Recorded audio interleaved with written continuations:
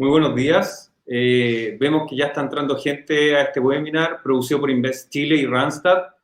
Le damos la bienvenida a comenzar en tan solo unos minutos, mientras esperamos que se conecte un poco más de gente.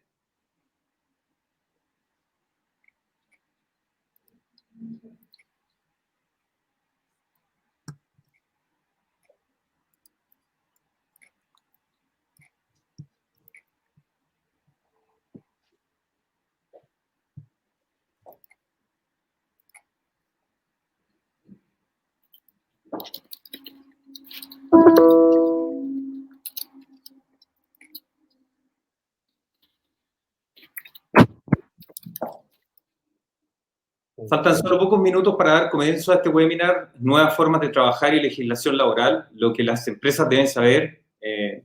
Tenemos bastantes conectados al webinar, más de 300 inscritos desde un principio.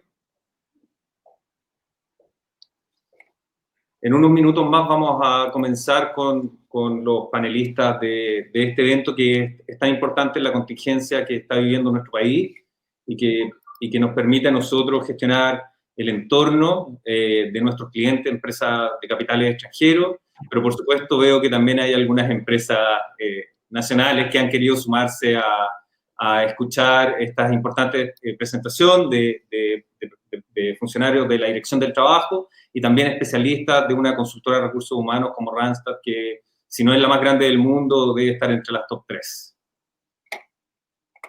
Un minuto más y vamos a dar inicio a este importante webinar, que es parte de la estrategia que estamos tomando como Invest Chile para llegar a las empresas en este especial periodo de nuestra historia.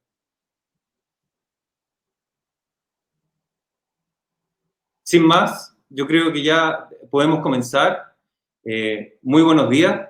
Damos comienzo en este momento al webinar Nuevas formas de trabajar y legislación laboral, lo que las empresas deben saber, organizado en conjunto por Invest Chile, la agencia de promoción de inversiones del Estado de Chile, y Randstad.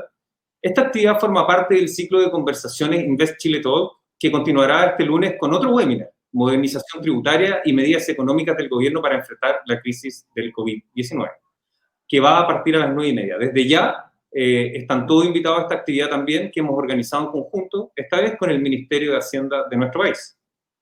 Quisiera partir subrayando y agradeciendo el importante interés que esta actividad ha generado. En este momento ya tenemos muchísimos conectados. No tengo la cifra exacta, pero se las voy a dar tan pronto me la informe. Pero quisiera admitir que hay mucho interés y mucho más de lo que nosotros pensábamos en un principio. Esto fue un acierto y creemos que estos espacios de conversación son realmente importantes para las empresas hoy día, y agradecemos a Randstad por su voluntad y buena disposición de participar en la organización y convocatoria de este webinar, y por supuesto a la Dirección del Trabajo por apoyarnos y exponer, y por lo tanto estar presente en este evento en un momento en que ellos están con una carga importante de trabajo. Y por supuesto le agradecemos a todos los asistentes por estar aquí hoy día. Esta mañana vamos a comenzar con unas breves palabras del director de Invest Chile, Cristian Rodríguez Chifel. A continuación le seguirá Lilia Jerez, subdirectora subrogante y jefa del Departamento de Relaciones Laborales de la Dirección del Trabajo, y quien nos presentará en detalle la Ley de Protección del Empleo y algunos puntos muy importantes del teletrabajo. E inmediatamente después Sebastián Pizarro, Legal Manager de Randstad, nos hará la presentación Cambia el escenario para el teletrabajo, ¿qué puntos considerar ante la nueva ley?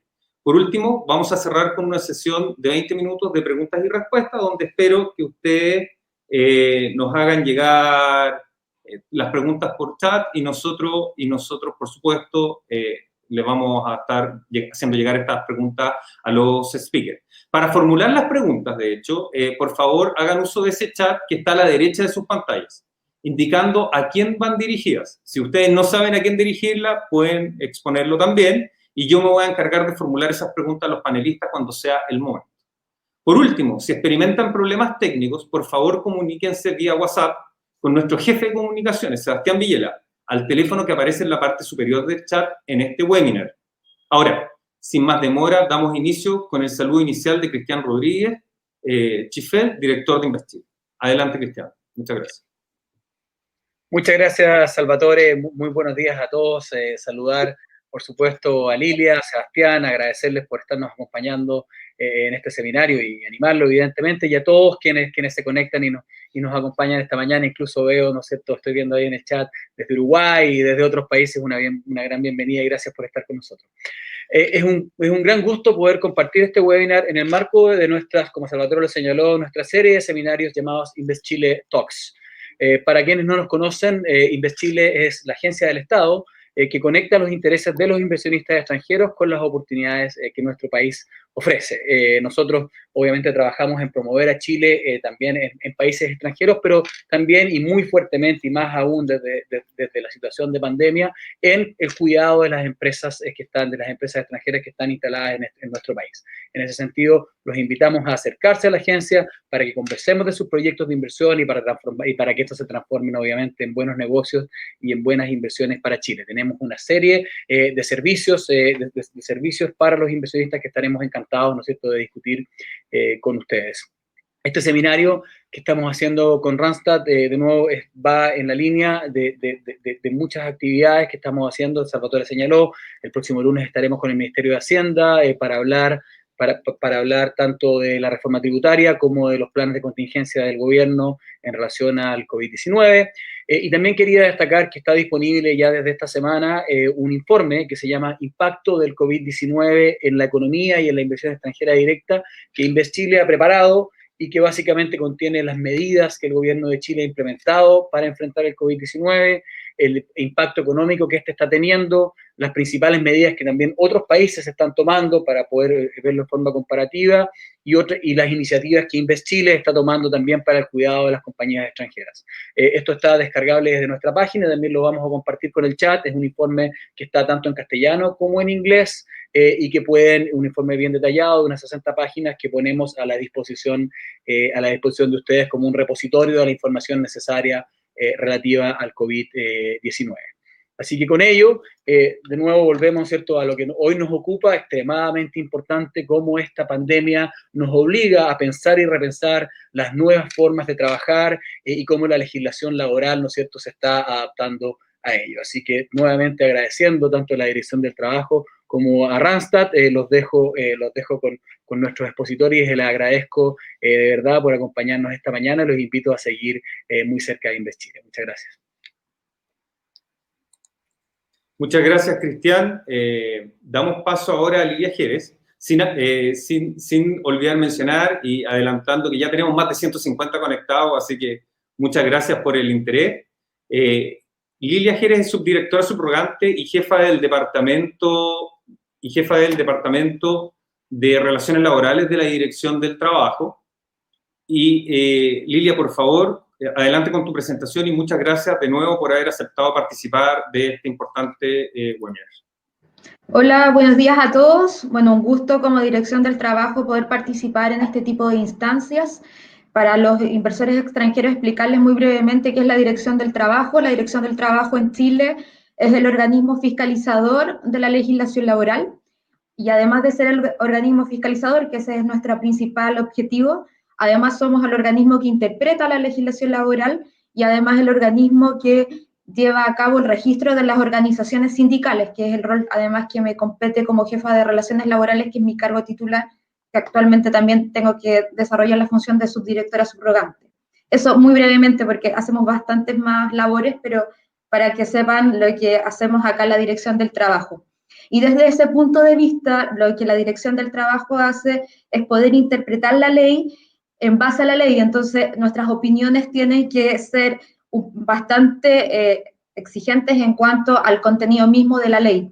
Y quiero hacer esa precisión porque hay algunos comentarios que tal vez Sebastián Pizarro podrá hacer, pero nosotros en el rol de administración de la legislación laboral no podemos hacer porque también nuestra forma de hablar es a través de los dictámenes que, como ya les he señalado reiterativamente, vienen a interpretar la ley. lo que nos ha solicitado en estas ocasiones es hablarles sobre dos leyes que se han promulgado bajo el gobierno actual del presidente Piñera y que tienen relación con la forma de enfrentar esta pandemia. Primero, la ley que modifica o que incorpora el teletrabajo al Código del Trabajo, que es una ley que se había presentado con bastante anticipación a todo el tema del COVID, pero que en definitiva la contingencia obligó a emitirla de forma más rápida, y que ahí yo voy a hablar muy brevemente porque Sebastián se va a referir más a ella, y luego voy a exponerles ahí con más detalle precisamente la ley que se ha denominado de protección al empleo y que en definitiva permite el obtener prestaciones del seguro de desempleo en estas circunstancias excepcionales. Voy a hablar, como les decía, primero la ley del teletrabajo, trabajo a distancia. Acá primero entender que la legislación se pone una suerte de género-especie. Primero está el género, que es el trabajo a distancia, que podrá ser cualquier trabajo que en definitiva se realice en lugares externos a la empresa. Acá en Chile estamos muy acostumbrados que la forma de trabajar es en la empresa, en el recinto mismo o físico, donde la empresa desarrolla sus labores. Entonces, para Chile esto es una novedad porque si bien el código ya hablaba de teletrabajo antes, la verdad es que habían tantos vacíos legales y tal vez alguna suerte de problemas en cuanto a la fiscalización posible, que en definitiva los empleadores no optaban muy poco por esta modalidad. Y en definitiva, este es el género y la especie específica, digamos, es el teletrabajo, que se refiere a este trabajo a distancia, pero utilizando canales y metodologías informáticas. Acá solo referirme bien brevemente, ya les expliqué por qué, cuáles son algunas obligaciones del empleador dada la condición de nuestro público. Primero, que el empleador está obligado a la entrega de equipos, herramientas, materiales para el teletrabajo o trabajo a distancia. Acá en Chile lo que se está solicitando entonces es que la provisión del internet, la provisión del computador, incluso la silla donde su trabajador tendrá que prestar servicio en teletrabajo debe ser proveída por el empleador. Así también tendrá que asumir los costos de operación, funcionamiento, mantención y reparación de todos los bienes que el trabajador tenga que utilizar en el ejercicio de sus funciones. Y también se pronuncia la ley sobre el deber de protección, que es un deber que existe en la legislación chilena desde mucho tiempo y que igualmente, y de esto, esa tal vez era la zona gris que tenía la ley como existía anteriormente, porque con esto la ley es explícita en cuanto a que el empleador, no obstante que el trabajador esté en su casa, es el que será obligado a proveer de las condiciones de seguridad y salud en el puesto de trabajo, y también tendrá la obligación del derecho a saber y capacitación que se refieren a las obligaciones del empleador de informar de los riesgos que se expone el trabajador en el ejercicio de sus funciones. Entonces, los trabajadores, no obstante estar en su domicilio o en cualquier otro lugar que en definitiva ha sido elegido por el trabajador, no obstante lo cual, el empleador mantiene estas obligaciones que ya están recogidas en la ley, pero que eran de tal vez más fácil o más simple aplicación a propósito de que los trabajadores se encontraban físicamente en las dependencias de la empresa. También acá reafirmarles la existencia de que, aún no obstante estar en teletrabajo o en trabajo a distancia, esto no puede significar la pérdida de derechos individuales o colectivos del código. Esto porque la ley se pone en la circunstancia de que, ya existiendo un contrato de trabajo, ustedes pacten un teletrabajo, por lo tanto la persona que estaba en trabajo presencial ahora se retira a su casa, que es lo que estaba pasando a propósito de la pandemia, o bien personas que ustedes contraten y que desde el inicio de la relación laboral se desempeñen siempre en teletrabajo. En este sentido, la norma es clara en cuanto a que los derechos individuales y colectivos, especialmente el derecho a sindicalización y negociación colectiva, sigan estando vigentes, no obstante a esta, digamos, no obstante a la diferencia del lugar físico. Tal vez algunos son extranjeros, les costará tal vez entender un poco esto, porque en definitiva tal vez en otras experiencias es mucho más claro y mucho más fácil que el hecho de que esté en su casa el trabajador es indistinto a el hecho de sus derechos individuales o colectivos de trabajo. Pues bien, acá, claro, como es una legislación nueva que hubo cierto rechazo tal vez al principio en cuanto a algunas esferas políticas, precisamente por el miedo de que eventualmente el derecho a sindicalización, sobre todo, se pudiese ver afectado o que esto pudiese traer aparejado baja de remuneraciones, por ejemplo. Entonces, el trabajador, dice la ley, podrá siempre acceder a las instalaciones de la empresa. El empleador deberá garantizar que el trabajador pueda participar en las actividades colectivas que se realicen en la empresa. El empleador está obligado a los gastos de traslado de los trabajadores y el empleador deberá informar por escrito al trabajador de la existencia o no de sindicatos legalmente constituidos en la empresa.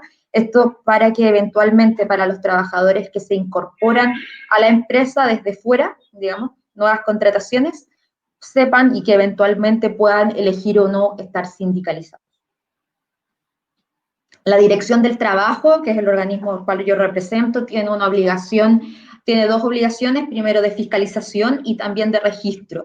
Ustedes se preguntarán, actualmente el sistema para el registro, que esperamos que sea electrónico, todavía no está habilitado. Les voy a explicar por qué, porque dado que estas leyes salieron con cierta premura, se decidió institucionalmente darle preferencia al registro para ingresar los pactos de reducción de jornada, que ya está habilitado y les voy a contar luego un poco más en detalle.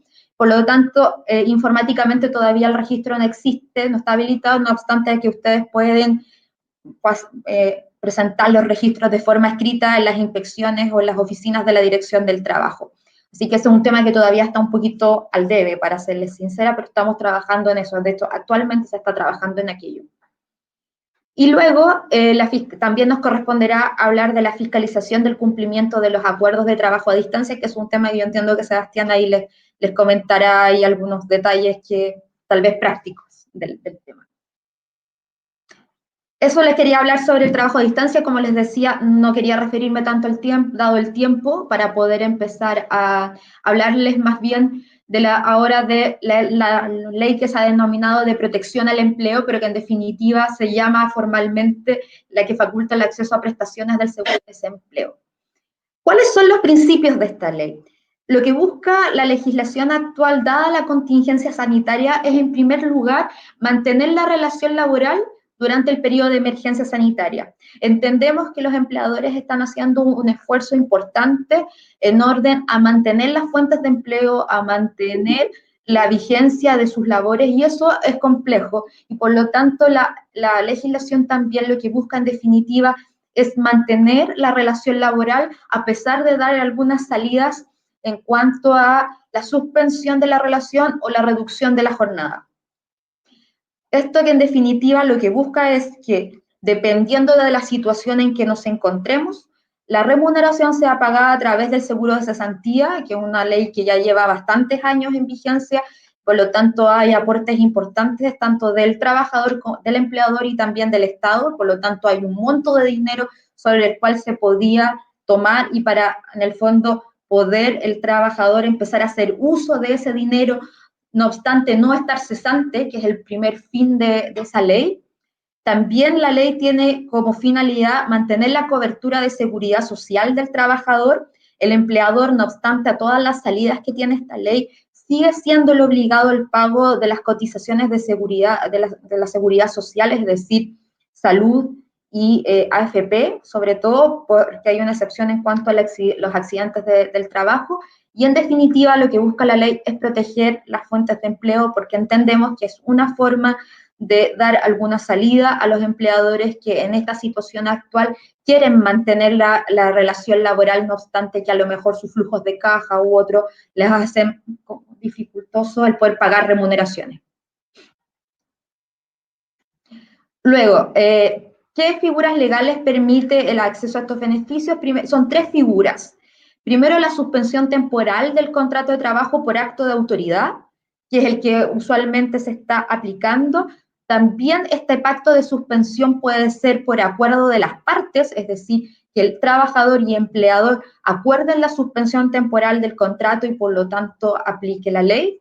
Y también el pacto de reducción temporal de la jornada, es decir, el trabajador sigue prestando servicio a la empresa, pero con una jornada reducida, y con esto quiero ser bien clara, porque hemos tenido todavía no denuncias formales, pero nos han llegado varios comentarios como organismo fiscalizador en cuanto a que se están suscribiendo estos pactos de reducción de jornada, pero en verdad en los hechos no se están reduciendo la jornada. Entonces, es decir, si la persona trabajaba 9 horas diarias, ahora solo va a trabajar 4,5. Entonces, eso tiene que ser entendido y reafirmado también por los empleadores.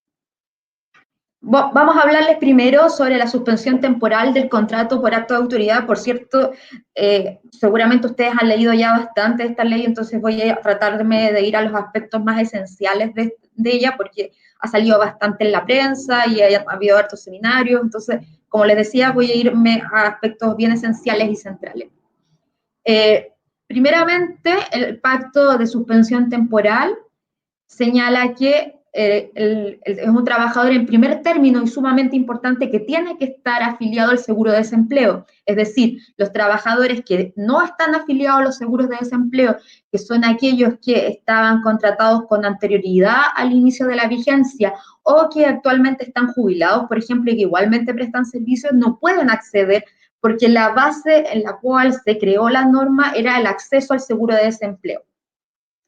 Y que se han impedido, ellos se han visto impedidos de prestar servicios por la paralización de actividades, en todo parte, en esto por una declaración de la autoridad, es decir, ha sido el Estado el que a través de un decreto que emitió la Subsecretaría de Hacienda, la que ha determinado que ciertas actividades se han visto paralizadas y otras, por lo tanto, están también exceptuadas de esto.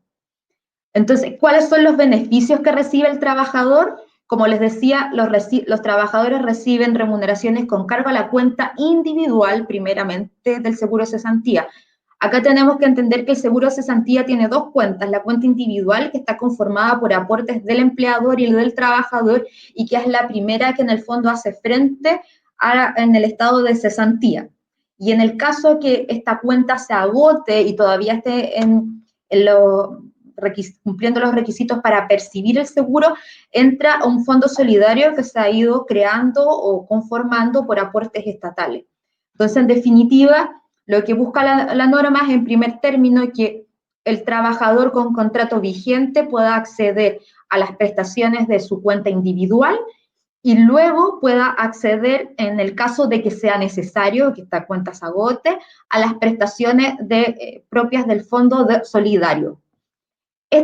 Acá también hay que ser bastante claros, no se paga el 100% de las remuneraciones, sino que es un porcentaje promedio de remuneraciones de los últimos 3 meses que se registren cotizaciones con anterior al acto de autoridad.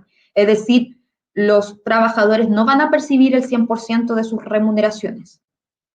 Los empleadores deben seguir pagando cotizaciones previsionales y de salud.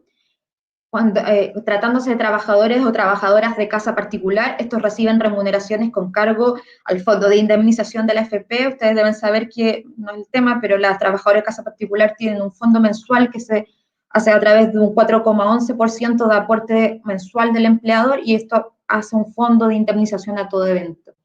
Y acá también hay una provisión para los trabajadores en orden a que no puedan despedir a los trabajadores por caso fortuito o fuerza mayor asociado a la pandemia, que nosotros como Dirección del Trabajo se registraron un alza muy importante en los despidos originados por esta causal. ¿Qué requisitos debe cumplir el trabajador? 3 cotizaciones continuas en los últimos 3 meses inmediatamente anteriores al acto de autoridad y 6 cotizaciones continuas o discontinuas durante los últimos 12 meses, de las cuales las 2 últimas cotizaciones inmediatamente anteriores al acto de autoridad deben ser con el mismo empleador. No se preocupen, porque esto normalmente el sistema lo registra automático, porque cuando ustedes inscriben a sus trabajadores a través de la FC hace un barrido rápidamente y les va a decir si el trabajador cumple o no cumple estas condiciones, pero que efectivamente son condiciones que, si no se cumplen, el trabajador no tiene derecho a las prestaciones. Acá está lo que les estaba señalando rápidamente, que en definitiva hay un porcentaje de retiro de cuenta individual de cesantía que varía entre el 70% para el primer mes y el 30% para los últimos meses, y acá también hay una variación en cuanto a si los contratos son contratos de naturaleza indefinida o contratos a plazo fijo, porque la gente que está sujeta a contrato a plazo fijo tiene unas prestaciones de menos duración, hasta 3 meses. Acá, luego, nuevamente, ¿qué pasa si entran a los fondos solidarios de cesantía? Es decir, se agotó el fondo propio del trabajador, la cuenta individual del trabajador, pues bien, entran a los fondos solidarios de cesantía, pero también tiene topes máximos y tiene topes mínimos establecidos por ley. Es decir, insisto en esto y es importante que ustedes como empleadores lo tengan claro. Actualmente el trabajador que accede a esta normativa no está accediendo al 100% de sus remuneraciones. Esto también es importante en cuanto al manejo de clima, al manejo de cómo seguimos después de esto, lo tengan claro ustedes. Acá están las prestaciones para los contratos de plazo fijo por obra o faena. Luego, lo que les señalaba, que en definitiva es lo mismo, pero con la salvedad que el pacto es un pacto, es decir, mutuo acuerdo entre las partes, el trabajador y el empleador decide entonces suspender la vigencia de la relación laboral, por lo tanto se suspende el pago de remuneraciones, se suspende la prestación de los servicios por parte del trabajador y entra a estas prestaciones.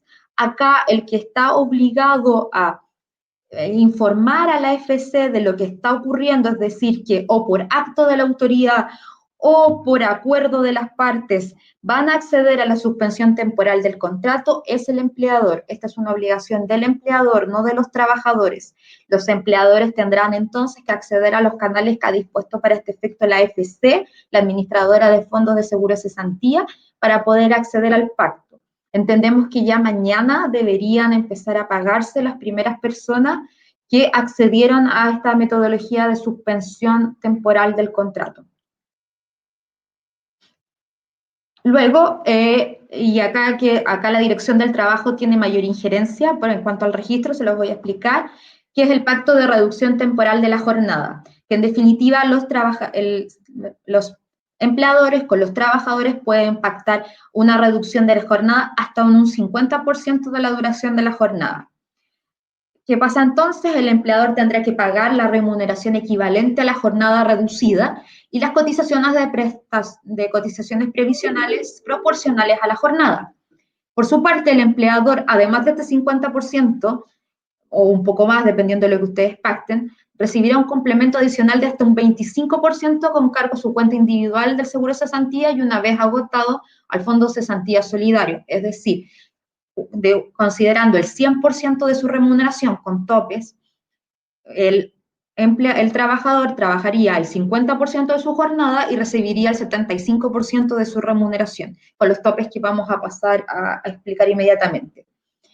Sin perjuicio de lo anterior, es obligación del empleador mantener los beneficios esporádicos o excepcionales, tales como aguinaldos, asignaciones, bonos u otros que ustedes pagaban, no sé, bono de fiestas patrias, si es que esperemos que nos lleguemos a las fiestas patrias, o bono de vacaciones, si es que se ocurría justamente en estos momentos, qué sé yo, todos esos bonos esporádicos o excepcionales, los empleadores tienen la obligación de seguirlos pagando. Hay personas que no pueden suscribir los pactos de reducción temporal, que son las personas que tienen fuero laboral, es decir, por regla general, el fuero de mujer embarazada, fuero prenatal, postnatal, el fuero de dirigente sindical, fuero de comité paritario, etc. También no pueden suscribir empresas que han contratado con el Estado y están recibiendo los servicios de instituciones, los pagos correspondientes. Es decir, por ejemplo, pongo el ejemplo que ustedes fuesen una empresa de aseo que le presta servicio a la Dirección del Trabajo, nosotros les vamos a seguir pagando el 100% de lo que hemos pactado contractualmente y por lo tanto ustedes no pueden entrar a la reducción temporal de la jornada porque están recibiendo el 100% de los pagos por parte del Estado. Acá hay que explicar algo que viene del origen de la ley. Este proyecto de ley también se había presentado con anterioridad a la pandemia. Este proyecto de ley se había presentado como una respuesta del gobierno en cuanto al estallido social que empezó a ocurrir desde octubre del año pasado en nuestro país. Entonces, por eso, cuando ustedes vean las causales por las cuales puedan ingresar al pacto, van a ver que hay 3 causales que son sumamente difíciles de aplicar si solo miramos la pandemia COVID-19, porque en realidad estas cláusulas o estos requisitos estaban pensados en cuanto a la afectación económica por causa del estallido social, ¿ya? Entonces, igualmente tienen que tenerlo claro, que tiene referencia a las tres primeras que están acá, que son las empresas contribuyentes de IVA que han sufrido disminución, o sea, el 20% promedio de sus ventas en los últimos 3 meses, por eso la diapositiva habla de causal estallido social. Empresas que estén en proceso de reorganización, empresas que estén en proceso de asesoría económica por insolvencia, y luego, y que esta es la propia de COVID-19, tiene que ver con empleadores cuyas empresas han sido exceptuados de paralizar sus actividades y que necesiten reducir o distribuir la jornada ordinaria de trabajo de sus trabajadores para poder mantener su continuidad operacional o para proteger eficazmente la vida de los salud de los trabajadores. Es decir, son aquellas empresas a los cuales no les fue aplicable el acto de autoridad en cuanto que permitió la suspensión de la relación laboral, pero que igualmente de una forma de reorganizar la empresa o para proteger a sus trabajadores, deciden, en el fondo, reducir la jornada. Nuevamente, el trabajador tiene que cumplir ciertos requisitos a la AFC, que son los mismos que ya señalé, que se aplican los mismos. ¿Y cuáles son los beneficios para el trabajador? Pago por parte del empleador de una remuneración equivalente a la jornada reducida, considerando como base de cálculo el promedio de las remuneraciones devengadas los últimos 3 meses inmediatamente anteriores al inicio del pacto. Pago por parte del empleador de las cotizaciones previsionales y de seguridad social. Cuando la reducción de las jornadas de un 50%, tendrán derecho a un complemento con cargo al seguro de cesantía de un 25%, lo cual se va reduciendo proporcionalmente. El monto mensual complemento no puede exceder de 225.000 pesos, entonces también lo tienen que tener claro, porque en definitiva aquellos trabajadores que ganen más de ese monto también van a haber reducido su remuneración en el fondo con un mayor monto al que la ley establece. Y si la reducción de la jornada es inferior al 50%, el complemento con cargo al seguro de cesantía se determina proporcionalmente. Importante tener claro que queda prohibido hasta por 6 meses desde la entrada en vigencia de la ley el despido por razones de casos fortuitos o fuerza mayor para este tipo de normas. Los pagos de los beneficios serán primero con cargo a la cuenta individual y luego con cargo de cesantía solidaria. Esto es súper importante porque esto tiene efectos en el caso de que efectivamente ustedes después tengan que provocar el despido. En cuanto a qué van a acceder los trabajadores, en cuanto al hecho de que efectivamente después, a pesar de los esfuerzos de ustedes de mantener la continuidad laboral, tengan que despedirlos. Y los dineros girados no podrán ser imputados a una eventual indemnización por años de servicio. Ustedes saben que hay un cargo que eventualmente ustedes pueden recuperar del seguro de cesantía en el momento que se despide. Bueno, esto, en la medida que ustedes apliquen esta ley, no les va a ser posible. Luego, acá, el rol fiscalizador de la Dirección del Trabajo. Hay un rol que en definitiva tiene que ver para sancionar a quienes que mediante simulación o engaño accedan a estos complementos o las prestaciones, y que en definitiva tiene que ver con aquellas empresas que pudiendo no acceder a estas prestaciones, es decir, no necesitan reorganizarse, ya están salvados el tema de salud y seguridad de sus trabajadores, igualmente hacen uso de esta norma. Entonces ahí ya a lo mejor así como dato anecdótico tal vez, ya deben saber que ciertos equipos de fútbol están solicitando la fiscalización de la Dirección del Trabajo por aplicación de esta norma. Lo que sostienen los jugadores es que en definitiva no les es aplicable porque ellos siguen en entrenamiento, básicamente. Y no les voy a decir lo que vamos a resolver porque todavía está en proceso, pero como dato anecdótico porque ha estado apareciendo en la prensa. Asimismo, también quienes incurran, y tal vez esta es la falta más, o una de las sanciones más graves para ustedes como empleadores, que en definitiva, si se determina que ustedes han hecho simulación, engaño en el uso de esta ley, tendrán que restituir las sumas que indebidamente percibidas con los reajustes correspondientes, y lo que les señalaba, que la DT es la encargada de la fiscalización. Quiero mostrarles bien brevemente el sistema, el registro del pacto. Para registrar, en definitiva, la suspensión, ustedes la tienen que registrar en la FC. ¿Estoy en tiempo? No, sí. Si por favor podemos considerar 5 minutos más. No, voy a ser muy breve. solamente mostrarles el sistema, porque, a ver, desde el 20, hay dos sistemas, uno que depende de la AFC, es decir, no depende de la Dirección del Trabajo, de la Administradora de Fondos de Cesantía, que tiene relación entonces con el registro de la suspensión. Ellos tienen que informarnos de ciertas cosas a nosotros, pero en definitiva la Dirección del Trabajo no lleva el registro. Donde sí llevamos el registro es el registro de pactos de reducción de jornada. Ahí ustedes tienen dos modalidades, que es presentarla por escrito, que no lo recomendamos, o presentarlo a través de este sistema. Actualmente, al día de ayer, considerando que el sistema fue presentado o lanzado en productivo recién el viernes pasado, se habían registrado 10.326 pactos por parte de los empleadores y se habían aceptado, les voy a explicar el mecanismo, de estos 10.000 estaban aceptados por los trabajadores 3.446, es decir, al día de ayer se habían suscrito 3.446 pactos de reducción de jornada, considerando que el sistema entró en vigencia hace un poco menos de una semana y además tuvimos unas intermitencias del registro. Esto se hace con el uso de la clave única, esto es muy importante, la clave única que otorga el Estado, a través de un portal denominado MIDT, que está en la página de la Dirección del Trabajo. Ustedes ven, digamos, las grillas iniciales arriba, bien destacado está MIDT. Tienen que, en primer término, si no se han registrado, registrar entrar con la clave que les da el Servicio de Impuestos Internos y registrar sus representantes laborales, lo que pueden ser la cantidad que ustedes deseen. Acá nosotros no tenemos un tema en cuanto a los poderes y todo aquello, sino que en definitiva son personas que ustedes autorizan a hacer este registro digamos, para poder trabajar en el perfil MIDT. Entonces ustedes van a entrar, la primera lámina, la que está más arriba, no sé si se ve, bueno.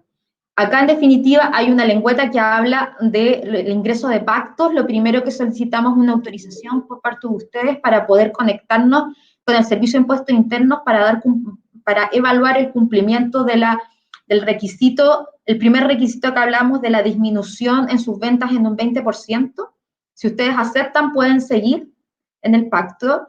Luego, acá vemos cuáles son las situaciones que pueden ocurrir, que en definitiva ustedes no estén, porque como hablábamos que son 4 las posibilidades de ingresar la reducción de jornada, el sistema automáticamente les va a ir diciendo si ustedes cumplen o no cumplen los 3 primeros. Nosotros ya trabajamos una conexión tanto con el Servicio de Impuestos Internos como con la Superintendencia de Reinsolvencia y Reemprendimiento, de tal forma de que esto sea automático, ustedes ingresando su RUT y autorizándonos a ello, nosotros vamos a poder decirles si ustedes están en cumplimiento del ABC del artículo 8, que es el que se refiere al cumplimiento de los requisitos que tiene que tener la empresa para acceder al pacto. Siempre queda a salvo el hecho de que ustedes pueden acceder al pacto de reducción en la medida que estén ocupando la causal COVID-19, en el fondo, que es la reorganización de su empresa por motivo de la pandemia. Luego, bueno, estas son las pantallas que les van ofreciendo información y después viene lo importante, que es ingresar al trabajador. De momento, el sistema solamente permite ingresos de un RUT a un RUT. Yo sé que eso puede ser, y lo hemos conversado latamente acá en la Dirección del Trabajo, puede ser un poco engorroso para ustedes como empleadores, porque si sus nóminas son muy largas, muy grandes, claro, es engorroso. Pero de momento, para poder lanzar lo que hemos llamado el primer producto a propósito de esta normativa, lo podemos hacer así. Y el sistema automáticamente les va a señalar si esa persona cumple o no cumple los requisitos de cotizaciones en la AFC que ya les señalé, ¿ya? Entonces, si no cumple en el fondo, o sea, si cumple, perdón, acá ustedes tienen que ingresar, en esta lámina tienen que ingresar ciertos condiciones mínimas que tiene que tener el pacto, por ejemplo, ingresar la AFP a la cual están afiliados, el tipo de reducción, la fecha de término del pacto, el monto de la remuneración, etcétera. Y ahí se va a ir llenando en una suerte de historial que ustedes van a tener todos los trabajadores que pueden además, y de ahí por qué no se pensó en primer término masivo, que eventualmente tengan distintas condiciones. A lo mejor algún trabajador ustedes quieran reducir el 50% de la jornada, pero otro solo el 25%, Entonces, ahí pueden haber condiciones particulares para cada uno de sus trabajadores. Luego, una vez ingresados, ustedes van a tener un historial, y esto es ya lo que ve el trabajador. Su trabajador también tiene que ingresar a MiDT, y aquí ustedes nos tienen que ayudar a promoverlo, a través con su clave única, y esto va a ser lo que va a ver él. Va a ver las condiciones del pacto, su AFP, su tipo de remuneración, su tipo de contrato, etcétera, y él tiene obviamente dos opciones, porque esto es voluntario, de acceder o rechazar al pacto. Entonces, ¿qué pasa si acepta o rechaza? Ahí el trabajador, si acepta, tiene que ingresar un número de cuenta donde se le va a pagar las prestaciones por parte de la AFC, que se le va a pagar automáticamente, y si rechaza el pacto, se abre una grilla que autoriza ahí para que les señalen a ustedes el motivo por el cual rechaza el pacto. Y en definitiva, ustedes ahí, tanto en el historial, porque estos son perfiles que estamos creando del trabajador y del empleador, ustedes van a poder ver entonces cuáles son todas de su nómina de trabajadores, cuáles aceptaron el pacto, cuáles rechazaron el pacto y cuáles están con pendientes de trámite. Como les decía hace un momento, ya 10.000 empleadores para 10.000 trabajadores han ingresado estos pactos, estas solicitudes de pacto, y 3.400 han sido firmados a través todo de este portal de MiDT. Solo señalarles para terminar que también lo que estamos trabajando es los registros de pacto que ustedes puedan suscribir con las organizaciones sindicales. La norma también establece que ustedes pueden establecer pactos de reducción directamente con las organizaciones sindicales, y también estamos trabajando para los registros. Esta norma claramente entró en vigencia hace muy poco y nosotros hemos estado trabajando aceleradamente para poder responder a los requerimientos de la norma, especialmente en un primer término en cuanto a los registros. Y acá hemos tratado de hacer un trabajo más bien tecnológico, de tal forma de que ustedes como empleador, en el momento que vayan registrando, sean informados si cumplen o no cumplen con los requisitos que establece la ley. Y ahí ya tenemos interconexiones tanto con el Servicio de Impuesto Interno, con la FC y con la superintendencia respectiva. Bueno, muchas gracias. Muchas gracias, Lilia. No sé si tienes el micrófono todavía, Lilia. Mejor si lo apagas por mientras. Perfecto. Muchas gracias, Lilia, por tan interesante y completa presentación. Realmente yo creo que es gran utilidad para la gente que en este momento tenemos conectada escuchando el webinar, que han hecho más de 30 preguntas. Dura el tiempo y obviamente vamos a tratar de abordar posteriormente por otro medio, pero de todas maneras vamos a tratar de tomar la mayor cantidad posible. Ahora los quiero dejar con Sebastián Pizarro, quien es Legal Manager de Randstad y quien nos dará una presentación titulada Cambia el escenario del teletrabajo, qué puntos considerar ante la nueva ley. Y por favor, Sebastián, sin más, por favor, si pueden partir. Gracias. Muchas gracias, Salvatore. Buenos días a todos. Espero estén en sus casas y o trabajando. Es un gusto para Randstad estar presente en esta actividad tan importante en atención a los tiempos que vivimos. Sin más, bueno, el título de la presentación ya indica muchas cosas. ¿Qué puntos considerar ante la nueva ley? La verdad, las cosas que el propósito de esta pequeña presentación que intentaré hacer en breves minutos, tal vez tiene como propósito generar más dudas que certezas, lo cual en principio no tiene nada de malo, considerando que en rigor el espíritu que debiera imperar, y esto lo dejo como un mensaje al inicio de mi presentación, tiene por base, ¿no es cierto?, que las empresas tomen más bien resguardos en vez de ser más bien reactivas, considerando los bienes que están en juego, que son precisamente la vida y el trabajo, cuestiones no menores en la vida de una persona. Un pequeño plan de vuelo que está ahí, no necesariamente, por favor les pido no consideren el número de la diapositiva en sí misma, pero vamos a partir con un pequeño informe, por los resultados de un informe que efectuó la empresa.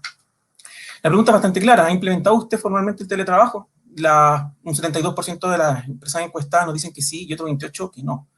Si uno escudriña en ese no, vamos a iniciar en la próxima diapositiva tal vez las razones de por qué existe ese no, no tal vez porque no quiera hacerlo, sino porque derechamente no puede hacerlo. Y ahí hay un montón de pequeñas aristas que voy a repasar muy someramente en breves minutos. A su vez también Randstad pregunta acerca de la productividad, ¿no?, de la empresa considerando la figura del teletrabajo, y un porcentaje no menor dice que se mantiene. Y otro porcentaje también, y digámoslo, tampoco menor, dice que baja, ¿no? Dice que baja. Y ahí derechamente uno tiene que preguntarse si es que acaso la empresa ha resguardado o ha verificado si es que en primer término las personas que tiene para desarrollar las funciones son las idóneas, y o su proceso de producción es el más idóneo considerando la naturaleza misma de lo que es un teletrabajo, el teletrabajo o trabajo a distancia. Y esto nos lleva a una pregunta, previo a las consideraciones ligadas con la anterior diapositiva: ¿si era posible antes de la ley 20.220 teletrabajar? Y la respuesta es sí. Siempre se pudo, por dos caminos, la verdad, las cosas. Si uno revisa el artículo 10 del Código del Trabajo, que establece los requisitos mínimos que tiene que tener un contrato de trabajo, uno puede observar en el número 7 una mención a otros pactos que pueden, digamos, acordar las partes, ¿no? Dentro de esos pactos uno podía cambiar, ¿no es cierto?, el lugar donde se desempeñaba el trabajador. Pero a su vez también uno tiene, a propósito de las personas que están exentas de cumplir jornada de trabajo, en el famoso artículo 22 del Código del Trabajo, en su inciso cuarto, se señala que a propósito de estos trabajadores excluidos de la limitación de jornada, quedan también excluidos los trabajadores contratados para que prestaran sus servicios fuera del lugar o sitio de funcionamiento de la empresa, mediante la utilización de medios informáticos o de telecomunicaciones. Efectivamente, se podía teletrabajar. El punto está en que previo a la dictación de esta ley, los trabajadores quedaban en un descampado bastante importante desde el punto de vista de la tutela de sus derechos fundamentales y en materia de seguridad social, de salud, con mayor precisión, ¿no? Se podía. Hoy por hoy ya tenemos regulado el teletrabajo con algunos aspectos. Desde ya un punto que se me había olvidado al inicio: mi intención no es en absoluto efectuar un análisis pormenorizado de los artículos. Hay muchas, de verdad, y vuelvo a reiterarlo, muchísimas exposiciones de colegas que podrán dar luces muy claras al respecto. A mí lo que me interesa, como les decía, modestamente, que salgan con más dudas que certeza, porque en verdad el planteamiento del teletrabajo nos plantea algunas dudas desde el punto de vista práctico que deberá incidir ciertamente en el planteamiento de un plan de trabajo de compliance, como se dice, o de precaver riesgos laborales al interior de la misma empresa. Por lo mismo, deben recordarse algunas cuestiones que por básicas muchas veces son olvidadas. Y esto tiene mucho que ver con cómo nosotros nos planteamos como empresas ante el teletrabajo. Lo primero tiene que ver con que el contrato de trabajo es un acuerdo, así como también entre las partes. O sea, entre las partes siempre se requiere un acuerdo, tanto en el contrato como en los anexos que nazcan a propósito del contrato de trabajo. A su vez también, y esto parece un poquito perogrullo, insisto, son cuestiones que son básicas, pero muchas veces son olvidadas a la hora incluso de generar políticas públicas como la presente, políticas públicas de empleo. Que no todas las empresas son iguales, no todos los trabajadores que laboran en Chile y a su vez, con mayor precisión, dentro de la empresa son iguales o representan la misma estructura de generación de productividad. O sea, en otras palabras, no todos los trabajadores me van a producir de la misma forma a la hora de comparar su forma de trabajo, y a su vez también los contextos por lo mismo de trabajo de cada una de las personas que laboran en Chile son diferentes.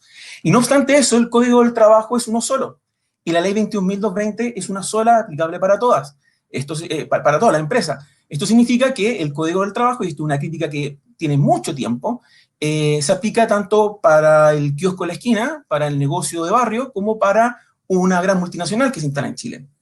Y eso representa a la hora de implementación de la ley cuestiones relevantes, ¿no? Cuestiones relevantes que la ley en general, la ley laboral en Chile no distingue, pero sí se distingue a la hora de fiscalizar. Asumo que entre nuestros asistentes se encuentran representantes de recursos humanos de las empresas y podrán recordar y tendrán muy presente el temido tipificador de multas de la Dirección del Trabajo, ¿no? Que divide entre pequeñas, medianas y grandes empresas. Pero se podrán dar cuenta que el guarismo que divide, el número que divide de trabajadores entre una y otra, la verdad las cosas tal vez no representan la realidad en Chile, ¿no? Y muchas veces también hacer la trampa me sale más favorable en muchas ocasiones que cumplir con la ley. Entonces, en ese sentido, como aparecer particular de quien efectúa esta exposición, sí, yo mismo, hay un incentivo en la legislación laboral en orden a ser abstracta, aplicable para todos sin distinción, ¿no es cierto?, de quiénes son las empresas y quiénes son los trabajadores involucrados en el proceso de producción. Pasando ya derechamente a lo que es el teletrabajo. Aquí hay 4 tópicos que son importantes y que prácticamente son la base de la muy modesta exposición que pretendo darles a entender. En primer término, la eficacia de derechos fundamentales. Sabemos que en Chile tenemos derechos que tienen un rango, tienen una importancia más importante que los que están traducidos normalmente en leyes y que están en nuestra Constitución, particularmente el artículo 19. Vida, honra, no discriminación, derecho al trabajo, derecho a la salud, en fin, entre muchos otros que por cultura popular ya derechamente están ingresando en nuestro vocabulario jurídico, desde cambiar la Constitución hasta tener conocimiento de que existe un tribunal constitucional que revisa el contenido de estos derechos. Pues bien, el Estado no es el único, digamos, indicado o llamado a velar porque estos derechos fundamentales se cumplan, sino que también es la empresa. Una larga discusión, que costó mucho que entrara en Chile, tiene que ver con que las empresas también son garantes, deben velar por los derechos fundamentales de los trabajadores al interior de la fábrica, como algún especialista español reproducido por varios chilenos lo ha dicho. Los derechos fundamentales también rigen dentro de las empresas en Chile, y eso es un tema que es muy importante, incluso más, el artículo 5 del Código del Trabajo señala expresamente como límite a las posibilidades de dirección del empleador el que tiene que respetar ciertamente los derechos fundamentales. Esto que parece sumamente vago tiene concreciones derechamente en el tema que nos atinge, ¿no? ¿Qué es lo que ocurre? Como le dije anteriormente, los derechos fundamentales funcionan al interior de la empresa también, porque es el trabajador que en circunstancias, digámoslo, en abstracto, normales, ahí se me ven las dos manos, normales, labora. Pero hoy por hoy, muchos, me incluyo, les presento el living de mi casa, estamos trabajando desde nuestras casas. Eso significa que también, en cierto modo, la empresa está ingresando a nuestros hogares. Y eso es un punto que es importante. Es un punto que es importante. Para muchos, me incluyo, mi casa es mi castillo, es mi refugio. Por lo tanto, de alguna forma, yo no debiera tolerar que ciertas lógicas corporativas ingresen al living de mi casa, por ejemplo. Por ejemplo, les coloco un ejemplo que es bastante, por lo ridículo y por lo gráfico, es muy impactante. Por ejemplo, me imagino que tal vez habrá alguien por ahí, guste de estar desnudo en su casa. ¿Sí? Yo me gusta andar desnudo en mi casa. Tengo incluso una religión que fundé. O también me gusta fumar en mi casa. Pero la empresa me lo impide. Me impide ambas cosas, obviamente. Tengo que derechamente obviar mi libertad de hacer las cosas en mi casa como a mí me plazcan, porque la empresa ha ingresado en mi espacio. Pues bien, son algunas de las dudas que plantea una ley de esta naturaleza, ¿no? Y eso tiene que ver con nuestra privacidad, con nuestra honra, con nuestra facultad de autodeterminación, con la libertad. En esa senda deberemos tener presente algunas cuestiones, ¿no? Básicamente, hay ciertas dinámicas del hogar que deben ser permanentemente respetadas, que tienen que ver con los horarios de trabajo. Ya Lilia lo había anticipado, y yo lo voy a profundizar en breve, que tienen que ver con el derecho a la desconexión, en fin. Pero también no tenemos que olvidar, ciertamente, la existencia de ciertos medios de control, ¿no? Control dentro de mi casa de lo que yo hago dentro de la misma a propósito del trabajo. Hay que tener cuidado con eso, hay que tener mucho cuidado, ¿no? Básicamente por lo siguiente. Les voy a mostrar un par de cosas. Aquí yo tengo 2 teléfonos, ¿ya? Este es de la empresa y este es de mi propiedad. Pues bien, el teletrabajo tiene como gran característica el que se desarrolla por medios tecnológicos.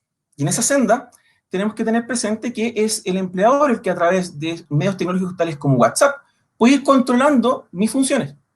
Ahora bien, y esto se los digo porque yo sé que hay representantes de trabajadores, representantes de empresas también en este webinar. ¿Debo yo autorizar o debo yo autorizar como trabajador? Los coloco desde la lista del trabajador, que es más simple de explicar, porque es quien tiene los teléfonos. Que yo tenga que instalar una aplicación o formar parte de un grupo, e incluso más, yo ser el administrador de ese grupo para recibir instrucciones? Pareciera ser que sí. ¿Debo tolerar que eso se haga fuera de ciertos horarios de trabajo? Eso es interesante. Eso es muy interesante. Porque tal como indica Christian von Bergen ahora en el chat, es lo más complejo de determinar el límite de facultades del empleador en el ámbito de la seguridad informática. Y eso es evidente.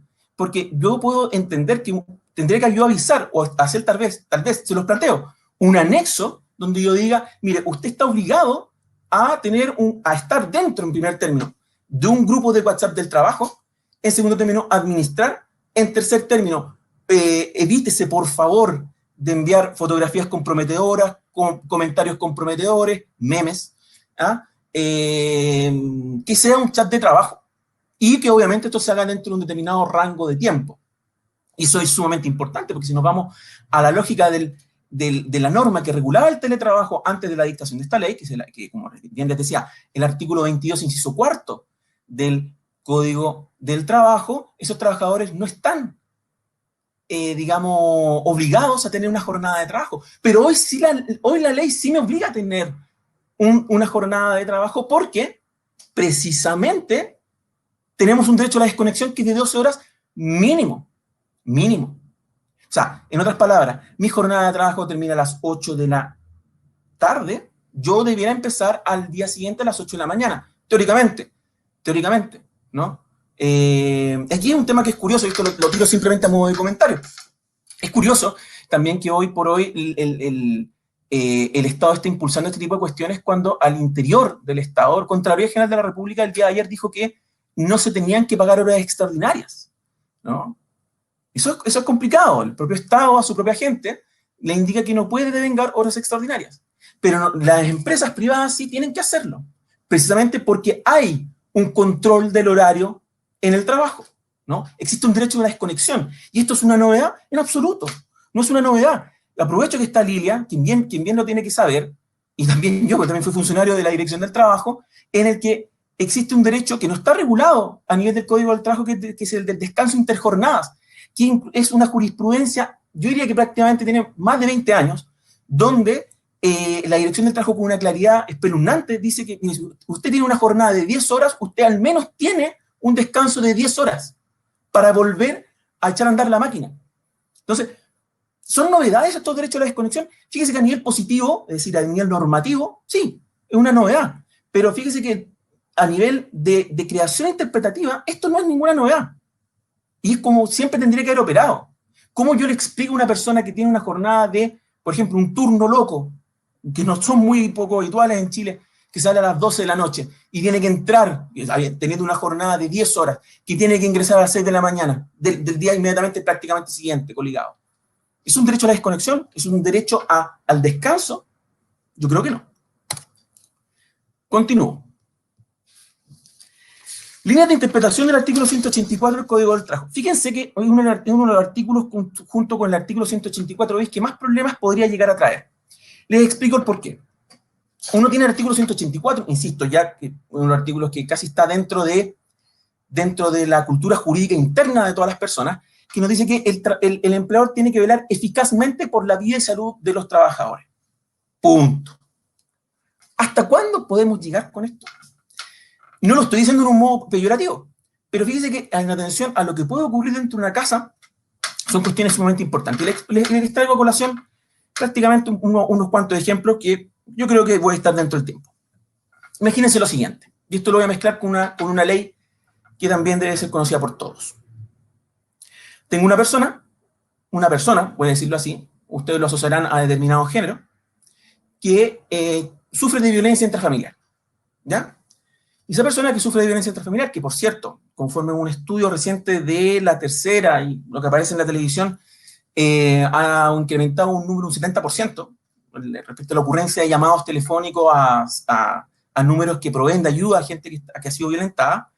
Yo no tengo idea como empresa de esa circunstancia. En otras palabras, su casa es su infierno, ¿ya? La pregunta es la siguiente. La ley a mí me indica que yo tengo que proveer a partir incluso del 184, tengo que velar eficazmente por la vida y salud de ese trabajador. ¿Sería recomendable que yo como empresa tenga que llevar y obligar, no, olvidémonos del tema del acuerdo, ojalá sea un acuerdo, por eso le decía yo, cuestiones que por básicas son olvidadas, tendría yo que obligar a acordar, ahí sí, obligar a acordar a ese trabajador a que vaya a su casa a vivir un infierno? Pues bien, ahí es donde uno se hace una pregunta que es sumamente relevante. ¿Tengo yo como empleador las facultades para preguntarle, oiga usted, señor, señora, ¿está siendo violentado en su casa? Hay una ley, que es la 19.628, que es de protección de datos personales, en la que el empleador tiene una importancia relevantísima a nivel del manejo de esa información. Mi pregunta es, ¿yo debiera preguntarle eso? Fíjese que tal vez sí. En mi concepto, yo creo que sí. ¿Por qué? Porque, ojo, hay cuestiones de origen laboral que emanan de esto. Esa trabajadora, insisto, en la lógica de la imposición del acuerdo, podría decir perfectamente, fíjese señor, sin que yo le pregunte, ¿sabe qué? Mi marido, mi mujer me golpea, me insulta, me denigra. Preferiría, por favor, no teletrabajar. Y podría negarse a ejecutar las funciones. Y yo estaría impedido, estimados todos, de aplicar el artículo 160, número 4, letra B. ¿Y qué es lo que me dice ese articulito? Dice que yo podría poner término al contrato de trabajo por la negativa sin causa justificada de trabajar en las faenas convenidas en el contrato. Vaya. ¿Qué causa más justificada podría ser que una persona sea golpeada en su casa? No. Ese es un primer punto. Y por otra parte, un artículo que varios especialistas en materia del trabajo han traído a colación es el artículo 184 bis, que dice, se los leo textual, con todo, el trabajador tendrá derecho a interrumpir sus labores y, de ser necesario, abandonar el lugar de trabajo. No distingue si es que es en la fábrica o en su casa, por motivos razonables, que continuar con ellas implica un riesgo grave e inminente para su vida o salud. El trabajador que interrumpa sus labores deberá dar cuenta de ese hecho al empleador dentro del más breve plazo, el que deberá informar de la suspensión de las mismas a la inspección del trabajo respectiva. Miren, eso pasa. Perfectamente una persona que ha sido violentada derechamente tiene derecho a decirnos que no. Y el problema va a estar también en reubicarla. Porque mi lugar de faena, puede ser que esté en cuarentena, puede ser que ya no me convenga seguirlo arrendando y no voy a tener un lugar al cual proveerle a ese trabajador para que continúe prestando sus funciones. Y si no lo hago, me va a acusar con la dirección del trabajo de no estar otorgando el trabajo convenido. Ojo con esas cosas. Ojo con eso. Y a su vez también, otro ejemplo que está dentro del segundo punto de esta diapositiva, cuando es accidente doméstico, cuando laboral. Esto es novedad. O sea, parecía ser que un accidente por descarte no es laboral cuando es doméstico. Pero fíjese que la línea divisoria de eso es súper sutil, es muy tenue. ¿Por qué? Porque yo les puedo dar como ejemplo incluso que cumpliendo con todo lo que me dice la ley, ¿no? En que incluso tengo la suerte que un fiscalizador de la mutual del H va a verificar las condiciones en las que va a laborar mi trabajador, pues bien, va a suceder que por X motivo, y determina un lugar físico de trabajo, el trabajador se levante de su cama, esto parece ridículo, pero puede ocurrir, se levante de su cama y su hija, su hijo, haya estado jugando con Lego, o el perro haya dejado el hueso ahí y se cae. La pregunta entonces, estimado, es la siguiente: ¿eso es un accidente doméstico o uno laboral? Incluso más, yo podría decir, más allá de las formalidades de indicar que le di su derecho a saber, que le informé de los riesgos asociados a esto y todo lo demás, ¿podría alguien descartar el hecho de que probablemente no capacité al trabajador en ordenar su propia casa? Son cuestiones que son casos sumamente limítrofes. Salvatore. Sí, perdón, Sebastián. Si podemos trabajar lo que queda en 2 o 3 minutos más. Muchas gracias. Eso. Tengo aquí el cronómetro. Gracias, Salvatore. Voy terminando ya. Desde ya, estimados todos, hay una circular que es la 3370 de la Superintendencia de Seguridad Social, que es de 10 de agosto de 2018. Este era un tema que es antiguo, ¿no? No es novedoso, les insisto. Y ahí nos dicen algo similar al contenido normativo de la actual ley, que tenemos que cumplir con ciertas normativas, con cierto articulado, bla, bla, bla, bla, bla, bla, pero en el fondo nos dice finalmente lo mismo que podríamos asumir en cualquier escenario, que nosotros tenemos como empresas que velar por la vida y salud de nuestros trabajadores de forma eficaz, con ciertos agregados ligados con la fiscalización. Y ahí donde está el último punto de esta exposición, que tiene que ver con entre la delgada línea entre las buenas intenciones y la fiscalización. Fíjese que hay otros estudios que señalan que gran parte de los trabajadores, bueno, Santiago no es Chile, ¿no? Pero es una muy buena descripción de lo que es Chile. Muchos trabajadores que laboran bajo la modalidad de teletrabajo y tienen la suerte de hacerlo, viven en comunas acomodadas, ¿no? Porque pueden hacerlo, por su posición, por lo que desarrollan, en otras palabras. La pregunta es, ¿cuánta gente hay para fiscalizar esto? De que se estén cumpliendo con los presupuestos legales. Yo les puedo decir, sin tener un número exacto y preciso, que ese número va a ser siempre insuficiente. Siempre va a ser insuficiente. Entonces, esto es similar a cuando se dio el tema de la promulgación de la ley del uso del cinturón de seguridad, en el que finalmente por un tema cultural ya todos prácticamente cuando nos subimos a un auto, a un Uber o cualquier cosa nos colocamos el cinturón de seguridad. Pero en estos casos no es un tema cultural. Las cosas culturales, sociales, no ingresan necesariamente por la obligación de un contrato de trabajo. En muy pocas ocasiones eso se ha visto, ¿no? Y por lo tanto es un deber del Estado también promover, y de las entidades, de la Mutual, la H, fin, y por cierto también de los empleadores, promover una cultura corporativa ligada hacia la prevención y a la determinación de los riesgos implícitos en el desarrollo de nuestras funciones. Creo que esta es la última diapositiva. Como conclusiones, quedándome un minutito, simplemente indicar que sé muy bien que tal vez puedan salir un poquito decepcionados de lo que es esta explicación, en el sentido de que se plantean tal vez más dudas. No es un análisis exegético, artículo por artículo, de qué es lo que es la norma, pero me interesa sobre todo como mensaje desde una empresa de recursos humanos como es Randstad, indicar sencillamente que la principal labor para la empresa en Chile hoy por hoy es prevenir y no ser reactivos.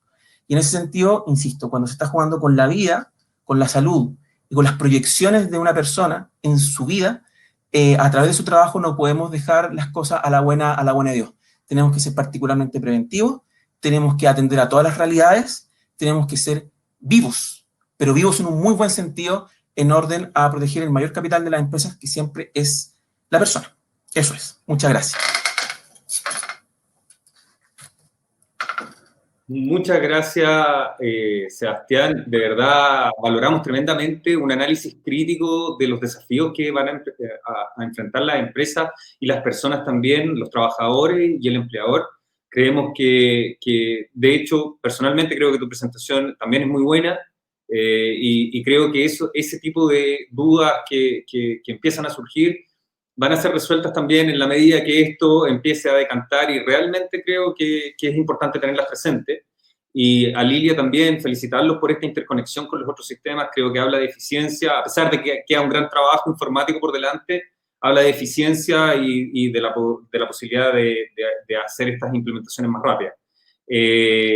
Vuelvo un poco, aprovecho la instancia para agradecer obviamente a los dos panelistas, a Lilia Jerez de la dirección y a Sebastián Pizarro de Randstad,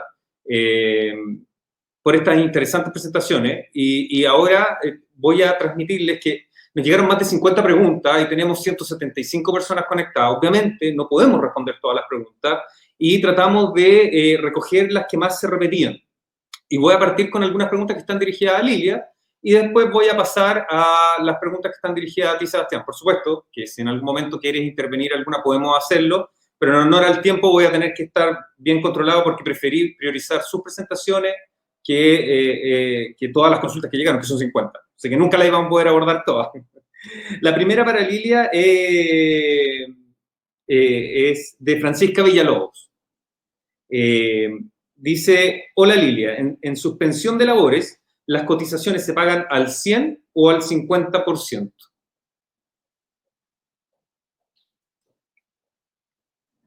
¿Escuchaste? Ay, perdón, sí, escuché, pero tenía el micrófono apagado, por eso me demoré un poquito. Hola Francisca, bueno, hay harto tema, que como término introductorio, hay harto tema dentro de la ley de protección al empleo que no está del todo bien afinado y que seguramente vi algunos abogados bien destacados en en los comentarios, estamos todos a la espera del dictamen que tenemos que emitir como Dirección del Trabajo, que viene a solucionar o interpretar algunas normas que están un poco oscuras en el mundo laboral. El servicio aún no emite ese dictamen porque también es como de conocimiento de ustedes, está en trámite en el Congreso Nacional una ley que viene a cambiar algunos aspectos, que se ha denominado ley corta, que viene a cambiar algunos aspectos de la ley de protección al empleo y que han ido variando en la medida que ha ido cambiando el trámite legislativo. Por lo tanto, de allí que aún no emitamos el dictamen, porque la idea es que tener digamos, la ley completa, digamos, para poder emitir. Y dentro de las temáticas que tenemos que abordar en el dictamen está precisamente el tema del pago de las cotizaciones, porque no es del todo claro, uno en una interpretación, un análisis más rápido de la ley, uno señalaría que es completamente de cargo del empleador, no obstante este diferencial que paga el seguro de cesantía. Esa es una primera interpretación, no obstante, y como yo le dije al principio de mi exposición, yo vengo a hablar en nombre de la Dirección del Trabajo, por lo tanto tengo que ser bien concisa y clara en esto, la visión definitiva de la Dirección del Trabajo sobre ese tema, que efectivamente es un tema algo oscuro en la ley, va a salir a través del dictamen que esperamos que salga a la brevedad en la medida que salga esta otra ley, la denominada ley corta. Muchísimas gracias. La segunda pregunta que rescatábamos la formuló Valeria Peña. Con teletrabajo, ¿cómo se controlan las horas trabajadas para efecto del pago de horas extras? Esa es una buena pregunta, porque en definitiva, y tal vez ahí Sebastián también se puede meter en ese tema, porque la ley habla mucho en el fondo de volver o de mantenernos con los registros de control de asistencia y de jornada que se han establecido por reglas generales. Entonces ahí también el empleador es quien deberá controlar también los tiempos de conexión o la forma en que en definitiva da cuenta del uso del trabajo a través de los controles de registro y asistencia que ya lleva y que eventualmente se tendrán que compatibilizar con los sistemas de trabajo a distancia. No sé, Sebastián, si tú te quieres ahí señalar algo más. Ahí estoy con audio. No, básicamente, bueno, reafirmar lo que indica Lilia. Hoy por hoy, bueno, tal vez es un desafío también para las empresas establecer mecanismos que permitan controlar esto, ¿no? Hay sistemas diferentes, uno tiene siempre en la memoria el tema del dactilar, ¿no? De la huella que permite el acceso correcto, que están todos los servicios públicos y en las empresas también. Servicios, cuestiones también de control horario vía teléfono, a través de un correo electrónico, en fin. Lo relevante está en que las empresas puedan determinar de forma correcta cuáles son los horarios, ¿no? Y respetar el derecho a la desconexión. Básicamente con eso vamos a estar limitando dos cuestiones. Uno, que el trabajador se nos funda derechamente. Y lo otro es sopesar mejor el riesgo y la generación de horas extraordinarias, que es un tema que es importante, que en el mundo privado va a cambiar bastante, porque van a cambiar las dinámicas de producción y básicamente eso. O sea, sí, y ahí solo agregar que en definitiva el hecho de estar en trabajo a distancia o en teletrabajo no es requisito necesariamente para no estar afecto a jornada. Ahí es un tema que tendrá que verificar el empleador en virtud de las otras condiciones que establece la norma para estar afecto a una jornada que vamos bien por el lado de la fiscalización superior inmediata. Muchísimas gracias a ambos por la respuesta. Voy a pasar a la tercera pregunta dirigida a Lilia. Andrea Kuster, en el caso de pactar el teletrabajo, partiendo del contexto de que previamente el trabajador ya tenía un contrato vigente, ¿se puede estipular la cantidad de días que prestará servicios desde la casa y o desde la empresa? ¿Cómo se determinará la asignación de movilización en el contexto que la cantidad de traslados del trabajador será distinta al contexto en que va a la empresa todos los días? Es una doble pregunta, en verdad. Ahí, a ver, hay dos aspectos. Primero, algo que señalé en la presentación, que la ley expresamente señala que el trabajador no podrá perder derechos colectivos individuales de trabajo. Dentro de los derechos individuales de trabajo está en el tema de las asignaciones, que podrá ser movilización, colación, etcétera. Por lo tanto, para poder modificar eventualmente esas asignaciones tendrá que mediar la voluntad del trabajador y ahí, bueno, ahí ya también depende de cómo en definitiva dentro de la empresa compensa estas asignaciones que se tenían por otros motivos, porque claro, efectivamente, ahí Andrea tiene razón en el sentido, claro, pues ¿cómo te voy a pagar una asignación de movilización si en definitiva tú ya no te estás movilizando porque te estás quedando en tu casa? Y el fin de ser de esa asignación es eso, o colación, si ahora, no sé, tú cocinas y no tengo que pagar el típico almuerzo ahí afuera de la oficina. Claro, en cuanto al origen o la función de esas asignaciones, puede ser cuestionable en cuanto a aquello, pero por otro lado, la ley señala que no hay pérdida de derechos individuales, por lo tanto, o se pacta una forma de compensación o en definitiva, si el trabajador no está de acuerdo, deberían mantenerse porque lo que no busca esta norma es rebaja en materias remuneracionales. Y en cuanto a la forma, creo que la primera pregunta se refería como a la forma de distribución de la jornada. Sí, efectivamente eso es como es a lo que se pacte entre el trabajador y el empleador. Perfecto, muchas gracias. Voy a pasar una pregunta que está dirigida a ti, Sebastián. ¿Cómo recomiendas fijar el límite entre casa y trabajo? ¿El teletrabajo nos va a obligar a firmar nuevos contratos? A ver, la pregunta, muy interesante, porque la verdad las cosas que voy a partir por el final, que es más sencillo. A mí la ley hoy por hoy me exige tener un tema de anexo, si es que voy a anexar, o sea, en otras palabras, tengo un contrato de trabajo normal, cotidiano, tengo que ir a la empresa. Y después de eso yo acuerdo con el trabajador un anexo, en virtud del cual él va a teletrabajar en su casa o va a trabajar a distancia, qué sé yo. Por lo tanto, a mí la ley me exige hoy. Eso tiene que estar escriturado.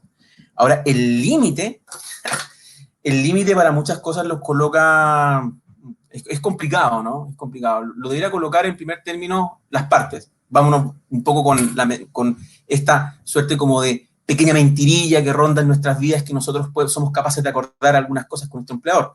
La verdad, las cosas, el derecho en cierto modo es un lenguaje imaginario, ¿no? Que nos hace pensar que acordamos cosas con gente que es extremadamente mucho más poderosa que uno. Y en ese sentido, claro, partiendo de la lógica del acuerdo, las partes debieran fijar entre ellas cuáles son los límites de el ejercicio de mis funciones con lo que es mi casa, ¿no? Hay gente que, yo por lo menos, lo que hago después de cierta hora es colocar el teléfono en modo avión. Bueno, lo siento, estoy en mi casa, ¿no? Pero los límites son sumamente difusos. O sea, ¿podrían llamarme, por ejemplo, entre las 2 y las 3? Por supuesto, pero yo a esa hora almuerzo. ¿Pero yo estaré obligado a saberlo? ¿Cuándo hago efectivo mi derecho a colación? ¿No? Y cuando estoy en la empresa, la recepcionista, el recepcionista, el estafeta, me ven que salgo. O incluso mi jefe me ve que salgo. Pero aquí, ¿qué es lo que hago? ¿Cuáles son los límites? La verdad, las cosas, insisto, en la teoría, debieran acordarlo las partes, debieran fijar de buena forma, en primer término, cuándo y de qué manera notificar a la otra persona de que se hace el derecho de uso o colación, porque si no no hago uso del mismo y no acredito que mi trabajador hace uso de dicha hora de colación, pues bien, me van a multar como empresa. Entonces tengo un tema. Los límites también, en cierto modo, son responsabilidades del empleador por las características que tendría un desarrollo administrativo de una multa en su contra. Pero también es un tema de pensar la vida en la casa desde, como si esta fuera también tu oficina, ¿no? Y es complicado de definirlo, porque cuando estoy sentado en mi sillón, normalmente no estoy trabajando, pero hoy por hoy sí lo estoy haciendo. Es una dinámica mental que es súper compleja. Y ahí, perdón, y con esto remato, que tienen mucho cuello, este es un punto que se me olvidó en la exposición, con los protocolos ISTAS, que tienen que ver con los estados de salud emocional de las personas. Ojo con los factores de riesgo que se entremezclan, la conciliación de trabajo y vida familiar, la presión de tener que cumplir en ciertos horarios, porque también esto ha demostrado el estar teletrabajando como que psicológicamente algunos gerentes piensan que el trabajador está en la casa, no me está trabajando. Y hay una presión a cumplir, a rajatabla. Y eso, ojo, importa también psicológicamente una carga adicional para ese trabajador. Y los protocolos ISTAS, que tienen que ser implementados por todas las empresas, sin distinción de su tamaño, insisto, vuelvo al principio, no todas las empresas son iguales, pero al final del día están regulados en abstracto por las mismas herramientas, tienen que cumplirlo, ¿no? Y ojo, bueno, podríamos estar todo el día con esto, pero es complicado, digámoslo así, es complicado. Muchas gracias, Sebastián, por la respuesta. Realmente yo creo que hay un desafío importante en esa conciliación entre el management y obviamente la normativa y las leyes, y hay un desafío por delante para todas las empresas, para los jefes y para los trabajadores. Así que en ese sentido, obviamente, esto plantea muchas dudas y muchos desafíos que vamos a tener que resolver. Quiero agradecerle muchísimo por parte de InvestChile, a Randstad y a la Dirección del Trabajo, por supuesto, por hacerse el tiempo de tener este tipo de conversaciones. Tenemos hoy día a 170 personas conectadas, más de 50 preguntas, algunas de ellas las revisé y bordean el límite entre el Servicio de Impuesto Interno y la Dirección del Trabajo. Ahí vamos a ver cómo las vamos a ir respondiendo. La idea es que aquellas que no alcanzamos a responder públicamente, vamos a tratar de responderla de manera privada. Tenemos los correos electrónicos de las personas que se registraron y de todas maneras vamos a seguir haciendo este tipo de actividades. Lamentablemente, en honor al tiempo, tenemos que dar concluido este webinar. Este webinar de nuevas formas de trabajar, legislación laboral y lo que las empresas necesitan saber. Agradecemos una vez más a Randstad y a la Dirección del Trabajo y a sus expertos, y los dejamos invitados como InvestChile para un nuevo webinar de InvestChile Talk, esta vez con la temática económica y tributaria, y cuyos detalles pueden conocer clicando el link que aparece en el chat en este momento. De nuevo, muchas gracias y estamos conversando. Hasta luego.